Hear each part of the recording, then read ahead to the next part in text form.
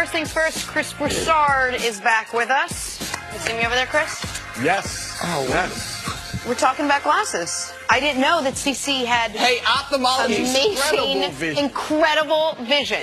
Yeah, listen, A big advantage in your wide receiving skills. Yes. Too. Ophthalmologists of America, Jenna Wolfe wants contact lenses that only apply when she's reading. I don't know why that's such a develop tough those things. request. It would just help me out. But Your bifocals work great, Jenna. You look awesome with them off the air. Serenity now. They're hot, Jenna. They go with your dress. Thank you very much, Chris Fardo. Let's talk about the Eastern Conference Finals. Yeah, Nick called you for what? He called me what, Four Eyes? Game 6 tonight in Cleveland, Broussard. Cavs down 3-2. LeBron James hoping not to be eliminated in the Eastern Conference playoffs for the first time since 2010.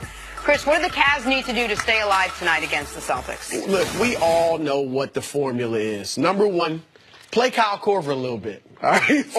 Play him more than you did last game. You got to defend, and they have defended well. Even when they lost, their defense wasn't really the problem. And then you need the role players to step up. George Hill, the 2 games they've won, 13 points a game. The 3 they've lost, 15 points total. JR, it'd be nice if he could hit some shots. And the That's thing where is, we are with JR. Yeah, no, It'd be nice just maybe hit a couple I'm going to be shots. honest. I've been that way with JR for about 3 years. I mean, and he came up big when they won it in 2016. Yeah, but you just never know what you're getting from him. He could be 2 for 15, 0 for 7, or he could be hot and give you 18 points. Would you say this is the worst JR we've had since the trade? This is the worst. He's been on the decline and very inconsistent, like I said, for the past few years. But this is by far the worst. I would say he's been inconsistent since they got him. But it used to be a couple good games, couple bad games. This year, starting with the end of last year into this year, it's 5 bad games, 1 good game. You know what I mean? Like it's one thing to be inconsistent. Korver's a little inconsistent at times, where he can go for 17 one night. He's a bench player. Exactly. Of course, that's acceptable. No. But but also Korver never goes 3 straight awful games. JR has gone 6 straight awful games over the course of the year. If we were being truthful, JR been bad for 2 years. All right? Since they won the championship, since that game number 7, JR has been bad. Now, extenuating circumstances last year. Had a family situation, very, very touchy situation. I can understand that. But if we're looking at it in its totality, in the last 2 seasons, J.R. Smith has not been dependable. So we looked at game number 6. What can J.R. do? Because they don't have Richard Jefferson no more. They don't have Channing Frye no more. They don't have some of these other veterans who used to come in and get them a bucket, get them a stop, get them a rebound. What option does Ty Lue have? What would you like to see? You got to just trust. I mean, you have to. At this point, You've already killed Rodney Hood. No, seriously. He did play him a little bit last game. Yeah. Only in the garbage time, though. Yeah, but rotation. when they had that dispute if he was going to go in that game, since then, he's been unusable. And when you trade for him, you're expecting to get that jump shot and that youth and athleticism. And this should be the most important time of his career. His contract's up. When you don't have him and JR playing that position, man, they're going to be hurting. And I understand Clarkson plays point guard and Rodney Hood plays wing. But if you can adjust the rotation as such, whatever minutes you have carved out for the gunner of all gunners, Jordan Clarkson, if you want to try to give him to Rodney Hood, try to get him back engaged in the series, I'd be fine with that. This is where I disagree with you and I disagree with Chris. I think everything you're describing is what the Cavs have to have. It's mandatory to have, and we haven't even mentioned Kevin Love, to win a Game 7 in Boston. I have seen Boston on the road this postseason. I have seen the Cavs at home this postseason. I think what the Cavs need to have to win tonight is LeBron to do what we all expect him to do.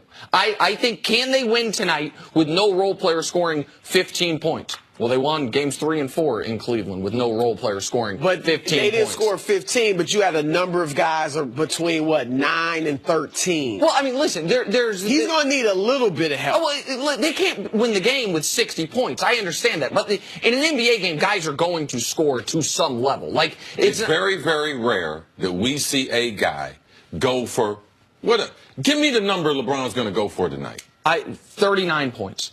I'd say 39. Right? If he only has 39, how they get to 95? He's going to have to get a lot more from his role. I mean, but again, that's the. I'm just using how you do math. Because I was hoping you gave him 45. I thought you was going to go 50. 45 or something. What? Like that. Well, I'm not going to say he's never scored 50 in a playoff game, so I'm not going to say he's You going to know, do in that tonight. 7 of his elimination games, or I'm sorry, 4 of his 7 elimination games, he's gone for 40 or more. Yeah, I agreed. I also don't think this is going to be a game LeBron plays ton in the fourth quarter. Maybe I'll look So you just foolish think on it's Monday. a straight blowout? He's already gone for 40 in a game and lost. That was against in the Celtics. Boston, and that's the only playoff game this year LeBron's been great and they've lost. There's been one playoff game all year where the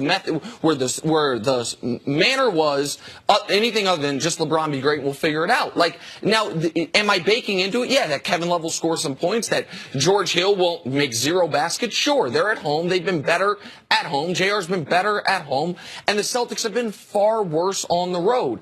I think Game 7 is going to be a war. I think Game 7 is going, it's why I said I was concerned when they were down 2-0. If it is going to be a war, what's Cleveland fighting with? You said it's going to be a war. You used the analogy. What they fighting with? Because if the same problems we bring up for game number 6, you're saying no because they're in Cleveland. Okay, we give you that. The Celtics won 1 game on the road. But we still believe in the younger players playing better, having a better game than we depend on the others for LeBron. So we do go to game 7. We make it your way.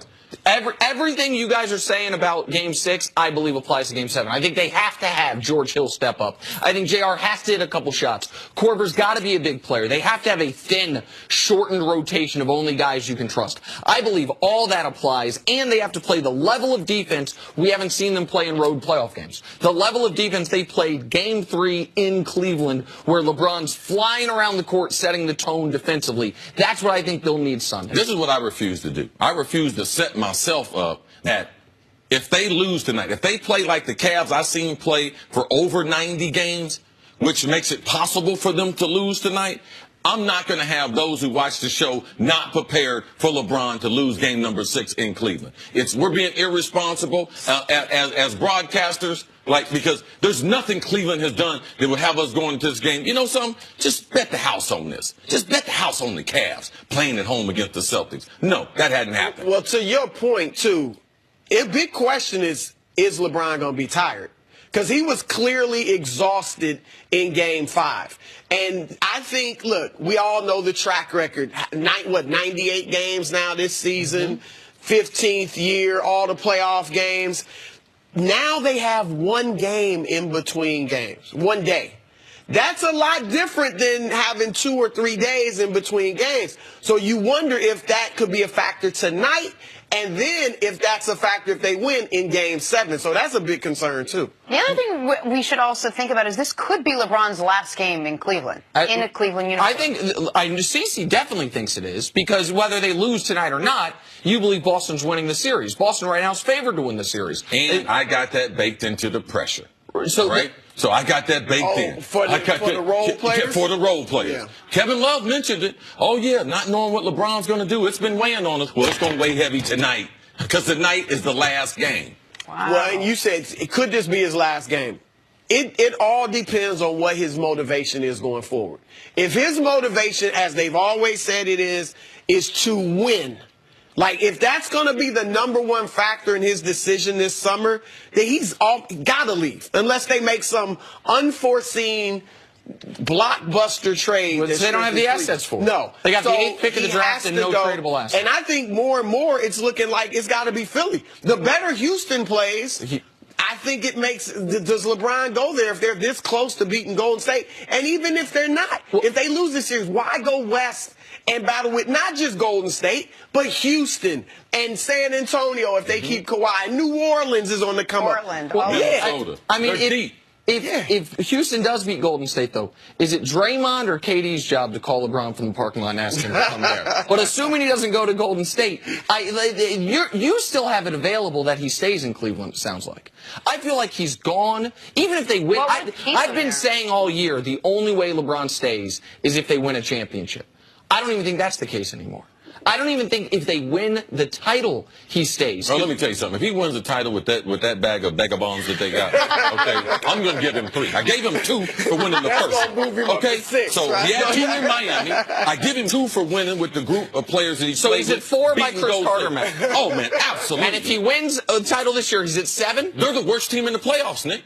If we reseed the tournament right now, the Cavs are #4. Yes. Oh, right now? Oh, yeah. Absolutely. No question. No doubt about it. Four that are left. But I want to get back to your point. Hold on. So he'd be at 7 if they win the championship? Absolutely. With this team? He's always looking for gold. So hold on. So if they win the championship, he's your greatest ever. He passes Jordan the rings and all of it. No problem. And I'm willing to bet you a lot of money on it. If he could take these guys there, he would probably be the best. I'm willing to bet a lot of money. But that's not going to happen. As far as LeBron moving forward, this is the scenario.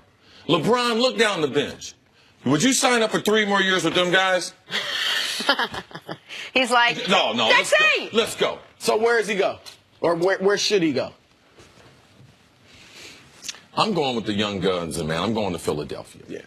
I'm going with Joel Embiid. I'm going with a post player. I'm going to play on the wing. All right, I'm going to play 3. I'm going to play 4. I'm going to be a great mentor. Try to get me 2 rings there in Philadelphia. Just enough to get him a statue out there under Rocky Balboa, Julius Erving, finishing second greatest player ever. That's a great career. I think it's down to two available options, Philly and LA. And I think the only way LA is an option is if Magic can somehow pull off not LeBron plus Paul George, but LeBron plus Paul George and Kawhi, or Paul George and DeMarcus. Or we need some tricky math. I don't think DeMarcus. I don't think would be a draw. Okay. For LeBron. So then call Paul George and Kawhi. I don't think San Antonio would trade him to LA. If I'm San Antonio, if I'm trading him, he's going east. Be careful now. They could trade him to Boston. Well, here's another thing. This is going to be different. Wherever LeBron goes, it's not going to be easy. Like, obviously, if you go out west, it's not easy. If you go to Philly, I think they're a great team, but Boston is going to be there. Yes, they are.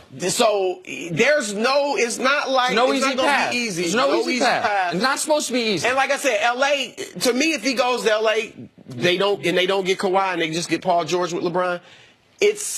Winning is not necessarily the end all for him. I want to be in LA, the lifestyle, my businesses. And yeah, we could win if things work out.